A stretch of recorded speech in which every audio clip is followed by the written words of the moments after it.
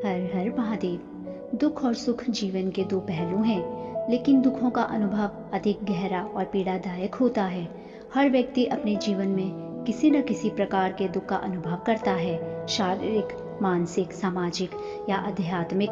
वैदिक दर्शन हमें यह सिखाता है कि दुख से पूरी तरह बचना संभव नहीं है, लेकिन इसे कम करना और इससे उबरना अवश्य संभव है। वैदिक ग्रंथों में दुख को मानव जीवन का एक अनिवार्य अंग बताया गया है, जिसका कारण हमारे कर्म, अज्ञान और भौतिक आसक्ति होते हैं। दुखों का मूल कारण अपेक्षाएं और इच्छाएं हैं। यदि हम निष्काम कर्म करें तो दुख नहीं होगा।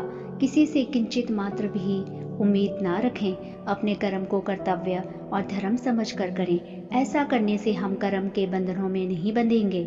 जो कर्म किया जाता है वही भविष्य में सुख या दुख के रूप में लौटता है, इसलिए अच्छे कर्म करें। जब व्यक्ति ईश्वर में श्रद्धा रखता है और उसकी भक्ति करता है तो उसका मानसिक संतुलन बना रहता है। भक्ति योग से मनुष्य अहंकार और इच्छाओं से मुक्त होकर जीवन को सरल और आनंदमय बना सकता है। भगवान श्री कृष्ण स्पष्ट रूप से कहते हैं, जो व्यक्ति पूर्ण रूप से ईश्वर की शरण में आता है उसे किसी अन्य मार्ग की आवश्यकता नहीं रहती।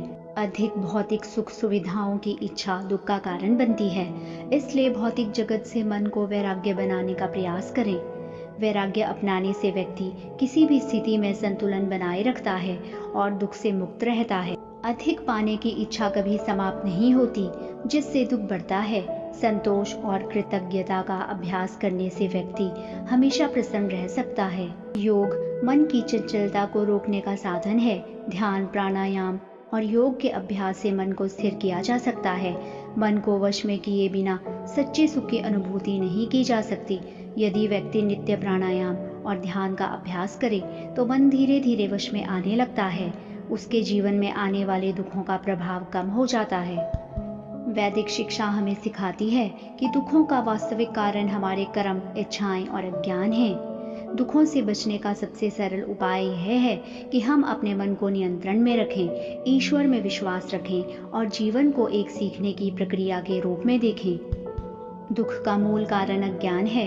वेदांत के अनुसार यदि व्यक्ति यह जान ले कि आत्मा अजन्मा, निराकार, अविनाशी और शाश्वत है तो दुख स्वतः ही समाप्त हो जाएंगे। हम ज्ञान प्राप्त करने से व्यक्ति संसारिक दुखों से मुक्त हो सकता है। योग और ध्यान का अभ्यास करें, अहंकार को त्यागें और प्रेम पूर्वक व्यवहार करें। आयुर्वेद और सात्विक भोजन अपनाएं, कम इच्छाएं रखें और संतोषी बने। कर्म योग के सिद्धांतों को अपनाएं और परिश्रम करें। हर हर महादेव।